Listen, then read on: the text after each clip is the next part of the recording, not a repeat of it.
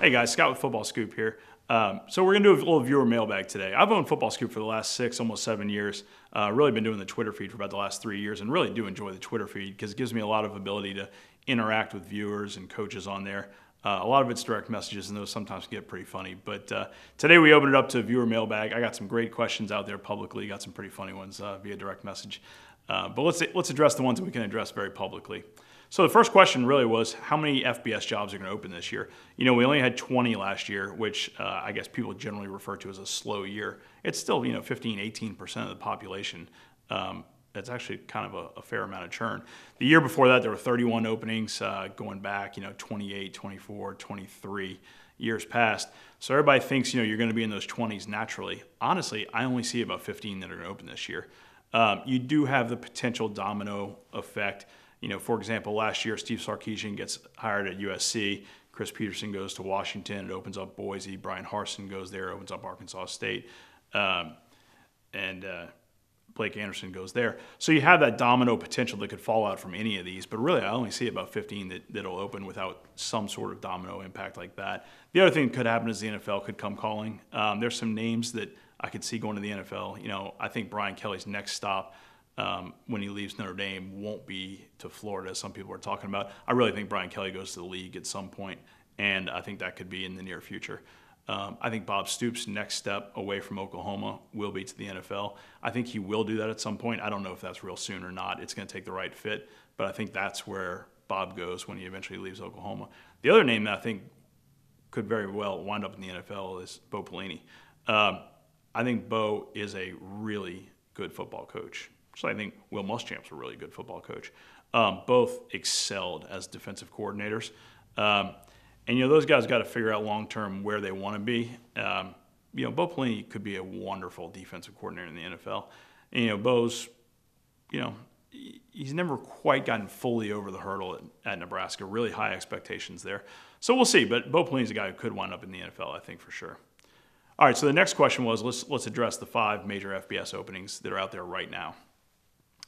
Just to surmise those, we've got Florida, Kansas, SMU, Troy, and Buffalo. Obviously, Florida's the bigger name there, so let's start with Florida. I think Jeremy Foley's going to aim real high, and I think he's going to take his time for the next 2 or 3 weeks courting some of the biggest of the big. Nobody's really talked about John Gruden, but don't you feel like he's probably going to make that call and just check? Gruden would certainly bring excitement. Jeremy Foley wants high energy. He wants enthusiasm. He wants the Gator Nation to rebound like he knows that it could. He wants offense. So, Gruden really is that guy. So we'll see. I have not heard any whisper of that in the coaching profession, in the agent profession. But what everybody says is that Foley's looking to aim real high. He has some very quality candidates that I think he feels pretty confident could come in and do a wonderful job. But I think he's going to aim real high for the next 2 weeks. As we begin to hear who that might be, I'll keep you posted. Right now, we'll see, but it's a big one. All right, guys, so I was asked specifically about a couple of potential candidates at Florida. Let me give you the names that I was asked about, and then I'll answer them all. I'll just go one at a time. So I was asked about Brian Kelly at Notre Dame. I don't see Brian coming to Florida. I just simply don't see it. I think Brian believes he is one of the best football coaches in the country. I think he has proven that in college. I think he wants to prove it at the highest level. So I think Brian Kelly's next step will be to the NFL. And I think that could be soon. Bob Stoops, again, I don't see Bob coming back to Florida. I see Bob very happy. He's done a wonderful job at Oklahoma. I think he'll continue to do a great job at Oklahoma until the right opportunity presents itself in the NFL. And then I think he'd like to try that. So we'll see. We already touched on Gruden. I haven't heard it. It just makes so much sense. You got to think Foley has lunch with him and sees that there's the right feel there. Clearly, the question is, does he want to recruit?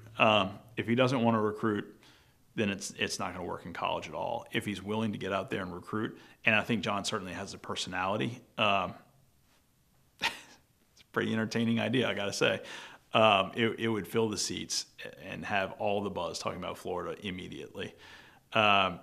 Somebody asked me about Mark D'Antonio. Guys, Mark D'Antonio is not going to Florida. Simply not. Mark D'Antonio loves where he is. He absolutely loves Michigan State. Do I think perhaps if Notre Dame called, maybe down the road? But he's not coming to Florida. Just scratch it off the list. Stop with that. So Muschamp and Foley meet Sunday morning. They decide they're going to part their ways following the season. They have a press conference Monday. Well, before the press conference, Foley meets with a couple of local reporters. Word comes out that in no circumstance will Dan Mullen or Rich Rodriguez be the next head coach. Really? I have a hard time with that about Rich Rod. They're going to say, well, he had some NCAA issues in Michigan. Really? Is that really what we're going to fall back on and say he's not going to be our next head coach? I'm just telling you what I'm hearing in the coaching profession is don't rule out Rich Rodriguez. Next one is Doc Holliday at Marshall. Has done a tremendous job. Obviously, he's associate head coach at Florida under Urban. He's a pretty impressive coach. Doesn't have the panache, the pizzazz, the whatever. You know what? He wins games. I think he's one of those guys that Jeremy Foley knows, respects, likes, would be willing to have as head coach. But I think Foley's reaching a little bit higher at first to see if that grand slam is out there. People ask me about Dana Holgerson. I don't see that. I don't see it at Florida right now. The question's always been out there about Spurrier. Spurrier's 69. He's going to retire, to Florida at some point. I think his house is an hour away. When I ask some guys about Steve's, next couple of years, they say he's the youngest 69. He obviously, I think it's pretty well documented. He's not a grinder. Would he bring the excitement back to Florida? I think so. The local guys with local knowledge say it's not going to happen, so we'll see. I'm going to go with him on that one and say it's probably not going to happen. But boy, I think it would be fun to have Steve Spurrier back there. Lane Kiffin, I just don't see it. I just don't see the fit. Don't see it happening right now. Don't see enough push behind him to help get that job right now. The other one out there is David Cutcliffe at Duke. He's as clean cut of a guy as there is. He's a wonderful, father, family man. Has done nothing but win at Duke and win the right way. Could Cutcliffe be the guy? Maybe. I don't know. I know he would do a great job there. Does he have the unquenchable drive to get out there every day and do a great job? Honestly, I think he does. It just doesn't show. So I don't know that David Cutcliffe will be the guy. I don't know that the fans would be as excited. I think Jeremy Foley's looking for something to get the fan base super excited. And I don't know if he's the guy or not. I honestly think he would do a great job, but I just don't know if he and Jeremy Foley are the right fit this one time. So where does it go from here? I don't know. I think it's the next 2 weeks of chasing the biggest of big names, and then we'll see what happens after that. Kansas is next on the list. Kansas, actually, I don't think is a bad job. I think Clint Bowen's done a really nice job working with what he's had the past couple of weeks. He made a change to offensive coordinator, has Keesaw calling the plays now, and the team has responded. So we'll see how the next two go. He's got 2 tough games left to go. Certainly, if they were to win those 2, this is Clint Bowen's job. If they were to play real well, Clint continues to get serious consideration there. Regardless, Clint's going to be on the staff. The other 2 names that I kept hearing out there for a long time, David Beatty and Tim Beck. Tim Beck, the offensive coordinator at Nebraska. David Beatty, receivers coach at A&M. Out of those 2, what I was hearing is David Beatty might have a slight advantage, but both of them know Kansas' athletic director real well. I think it comes down to an interview if Clint doesn't get the job. The only other wild card that I really heard out there maybe was Dana Dimmel. I know Dana and the athletic director are real close at Kansas, so we'll see. I think it does come down to one of those 4 guys, though. I don't think you're going to see a real curveball at Kansas. Talking about SMU. SMU all along, I heard Chad Morris was the guy. I thought Chad Morris wants to be a head coach. This would be a great place for Chad Morris, in my opinion. I heard Josh Heupel was going to get a real interview there, have a real chance to impress. I just think this is the one Chad Morris goes for. And then, boom, happens. Will Muschamp comes available. If you think about Will Muschamp, where does he fit in the coaching world? Honestly, I think he's one of the 100 best coaches in college football. I think Will enjoys the college game. I think he enjoys helping mentor young men, helping develop young men. I think he's a college football coach, whereas there's some other guys I think are better in the NFL. Whereas I think Chip Kelly loves the NFL lifestyle. I think Will loves the college lifestyle. So if he's one of the best 100 coaches, which I think he is Will better served to go back and be a defensive coordinator and prove again he's one of the best defensive coordinators in college football, or should he go somewhere else and continue on that head coaching track? Personally, I think head coaching track's a better decision for Will. So is SMU a good option for Will? I think it is, honestly. I was kind of giving SMU a bit of a hard time over the past few weeks, saying, I don't know why they haven't locked up Chad Morris yet. Maybe this is why. We'll see. It'll be interesting to see how that one plays out as well.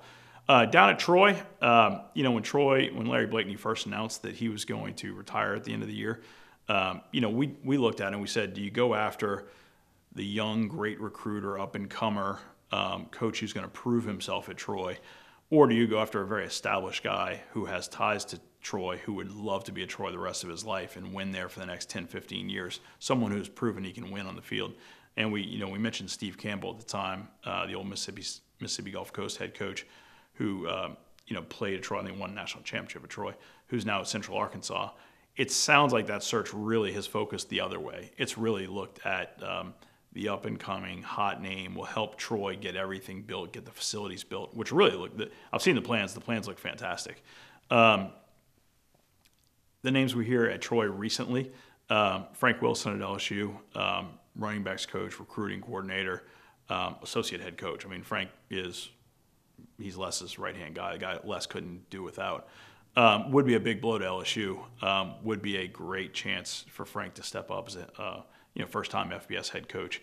So Frank Wilson's a real candidate there. Tommy Robinson at Texas is another candidate there. Here Neil Brown, former offensive coordinator at Troy, is a legitimate candidate.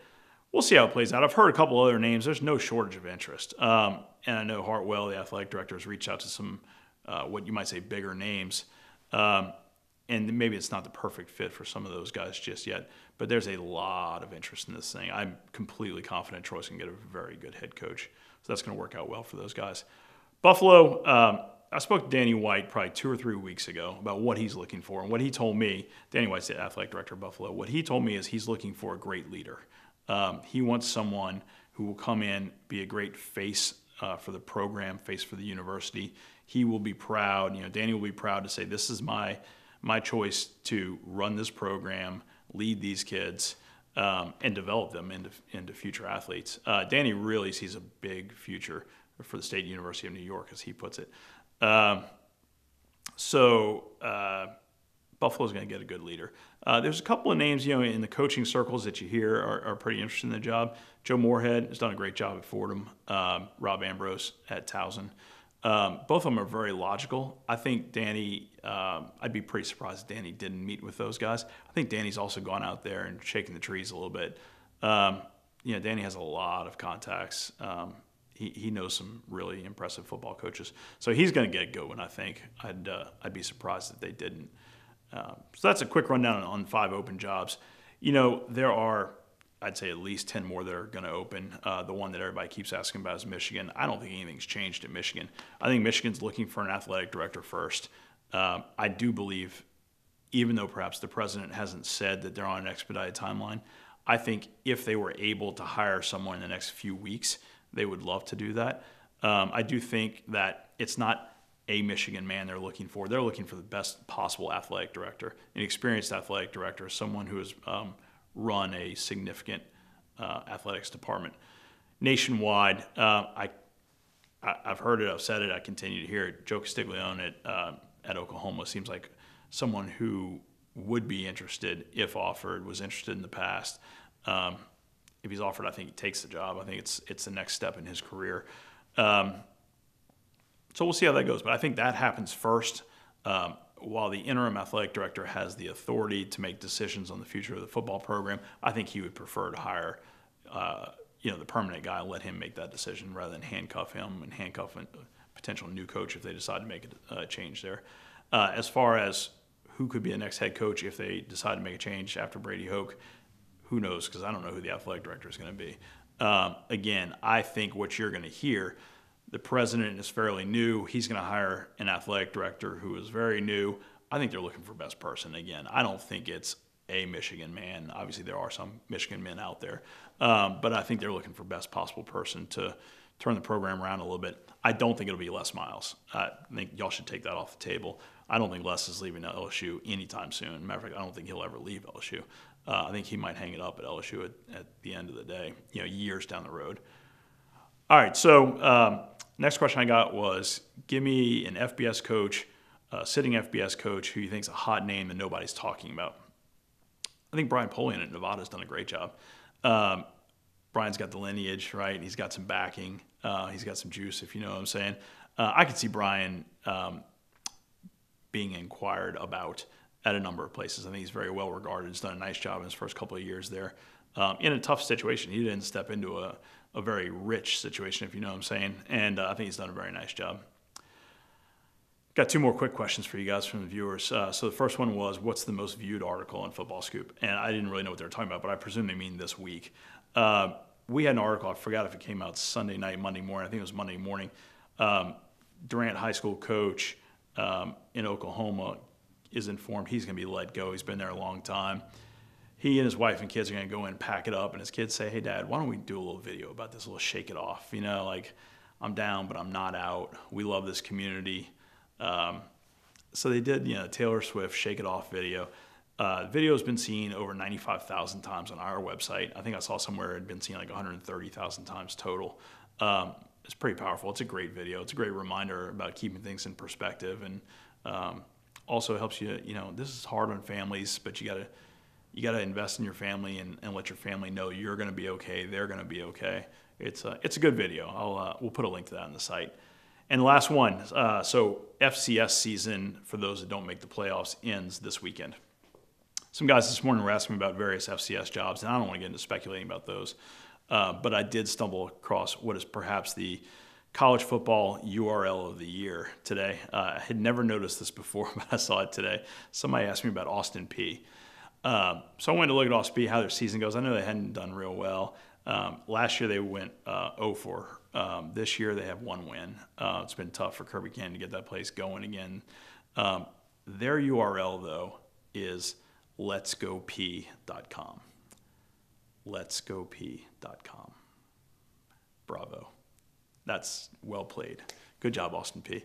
All right, guys, that's the end for viewer mailbag today. Hope you guys have a great weekend. Enjoy watching a lot of college football. I'll probably be on Twitter most of the weekend. You guys hit me back if you have any questions. And obviously next week, it's a tough week in the coaching community as the FCS season ends. Some guys lose their job. It opens up new potential for other guys. So I always try to look at the positive. This is it presents opportunities for other guys to advance. And coaches know what they're getting into. So it's a tough time, but we'll always try and be positive about that. And then the FBS season concludes pretty soon too. You guys stay tuned to footballscoop.com and on Twitter at FootballScoop. Appreciate it.